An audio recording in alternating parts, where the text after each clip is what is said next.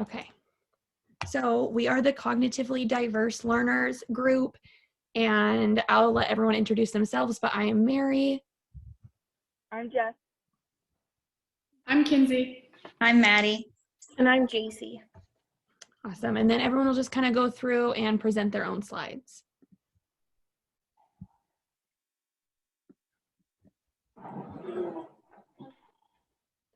Okay, this one is the cognitive diversity. It is the inclusion of people who process different ways of thinking and skills within a team. For instance, these students are going to have different ways of solving a problem or viewing situations. There are so many different types of students who will fall into this category.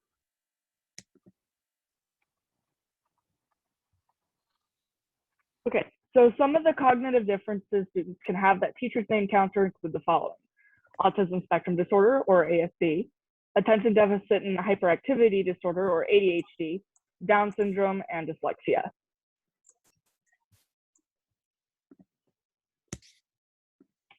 Some of the struggles that neurodivergent students may have include maintaining focus or attention in the classroom, forgetfulness or struggling to maintain memory, keeping one's ability to stay still for long periods of time, emotional struggles, and sensory overload. So there are like different ways that we can accommodate the assignments for these specific students. A few that are like the most popular that I've seen firsthand in classrooms are allowing students more time on the big assignments, like the big final projects or like the big essays, allowing them more time to get that done. Give students different options for assignment. Just set one assignment and say you have to do it this way. Give them an option like you can do a video, you can do a paragraph, you can do a speech, or another is let them give a typed or oral presentation of their opinions, because sometimes they find it hard to express their opinion during the class. So if you allow them to have those options, it will really help them. And then adapt the assignment so the students know what you're asking for. So you're not just asking, like you're challenging them, like you're not giving them an easy way to answer the questions, but you're also helping them by challenging them a little bit with each assignment that they are given.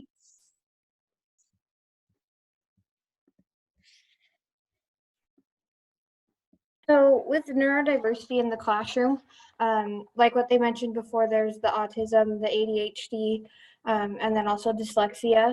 And these are just some things that we can help with in the classroom. So for autism, we have presumed competence, even though you don't see or hear it. And that's just don't assume mental retardation based on odd behavior. If a kid's lashing out, it doesn't mean that they have autism or that they have a problem with them. It could just be they're having a rough day. And then smile. So smiling can play a huge role in just letting them know that you are their friend.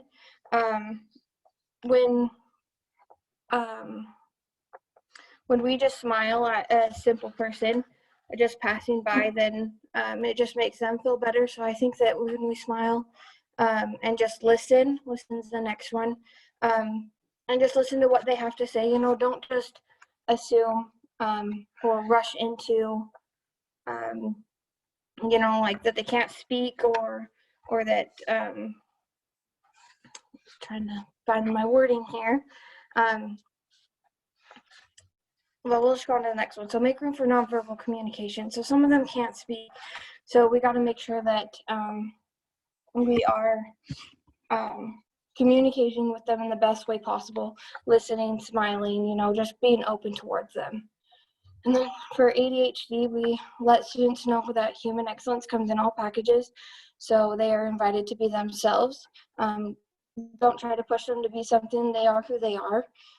Don't make unrealistic restrictions on movement. And then I think it's good to create some routines in our classroom. Children that struggle with ADHD, it's good for them to have routines so they know what they need to do and so that they can hurry and get it done. And then understand that people with ADHD are drawn to intense stimuli, and then we need to help them go for it and reach that. Be patient with yourself as you learn more and do better. And then for dyslexia, make the print worth it. I had to look this one up a little bit but it's like when we print papers and stuff, we got to make sure that we're printing it for them, because usually, like some ways that I found that if you print it bigger, it can help them, or if you put them inside, like the paper inside of a color folder, like a yellow color folder, it helps them read better. So just accommodate now for those inside of your lessons. Invest in strategies that work, communicate the strength as well as the pattern of difficulty that dyslexia signifies, and cultivate the advantages of dyslexia.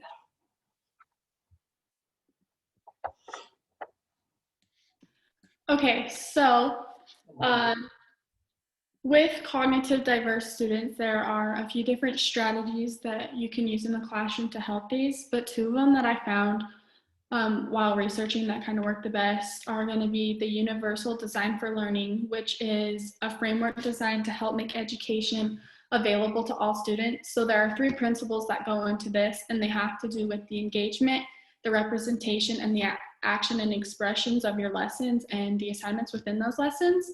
So, and these 3 principles are just going to allow like different forms to reach the needs of these cognitively diverse students.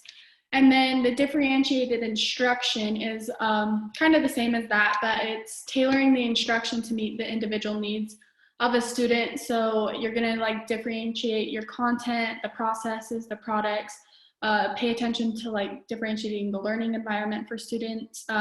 Just being flexible is a good way to do this. You can go ahead and go to the next slide. Awesome.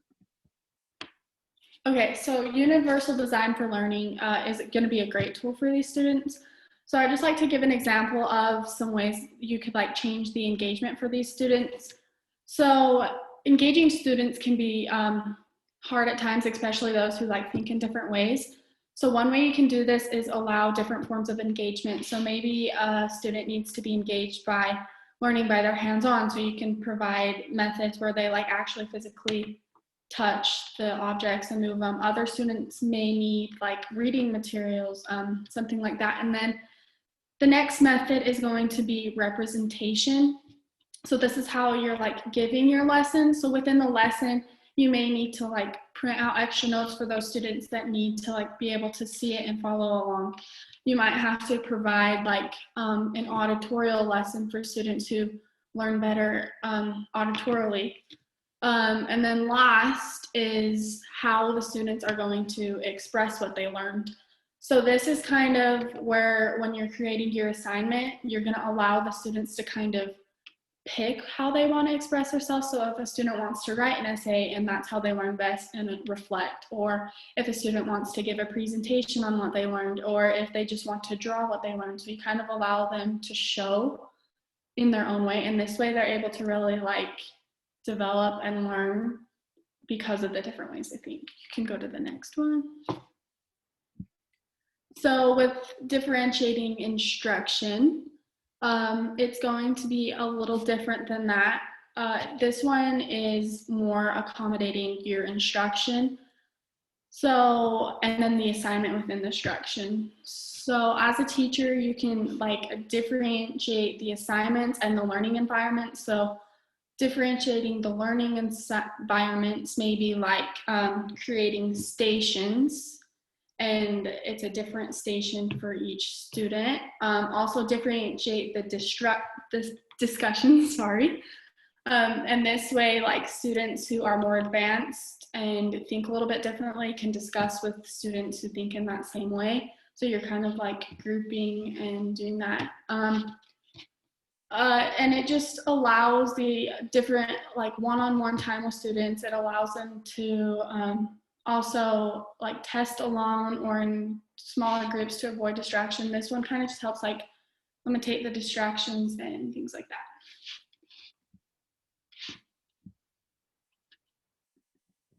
And then there's just a little bit more of additional information. So one thing is they learn as babies. Children demonstrate all the main types of learning, including statistical learning, imitation, analogy, and casual learning as babies. Children conduct casual, framework to make sense of their experience.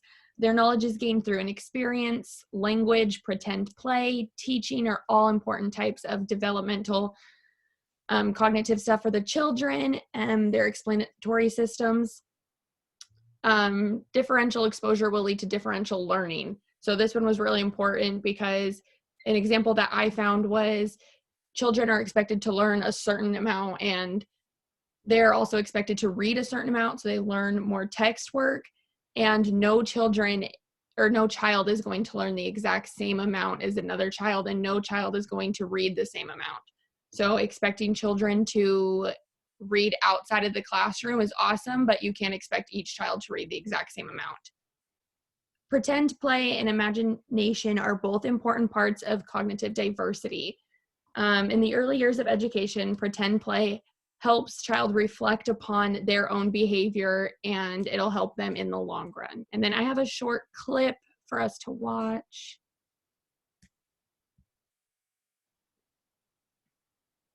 If it'll load.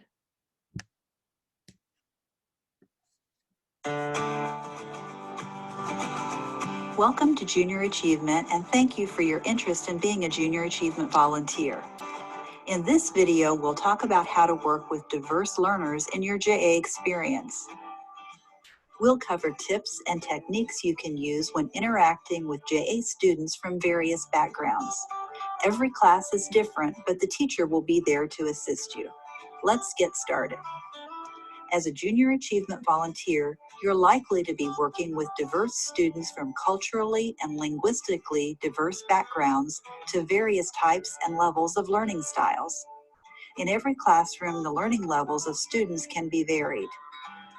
To connect with all types of learners, it's important to demonstrate that you value diversity and appreciate the similarities and differences that exist among the students. This creates a positive, purposeful, and respectful learning environment for everyone.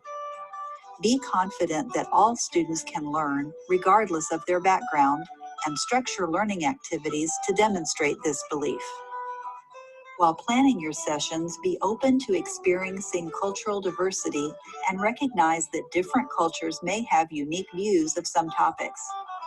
Consider students' diverse backgrounds and find ways to connect the content with learners' knowledge, interests, and language, such as asking students to teach you in the class how to say a key word in another language, empowering students to share their thoughts, bringing in a guest such as a coworker who has international or multicultural experiences.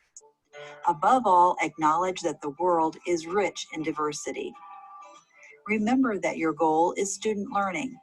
The lesson plan may need to be modified in order to adapt to the needs of the group. One way to do this is to slow down your pace to ensure all students understand the main ideas and vocabulary, and/or incorporate pictures and other creative resources to help emphasize the content. Create an environment in which the students are comfortable asking for help. Ask questions to reinforce learning concepts and check in with the students.